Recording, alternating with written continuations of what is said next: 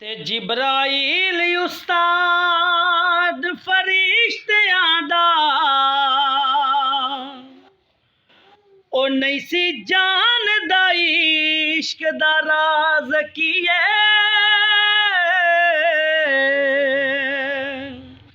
ओ जिथे इश्क दे नाल इंसान पहुंचे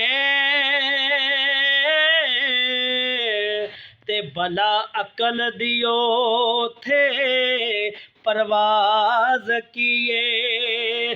जिथे इश्क दे नाल इंसान पहुंचे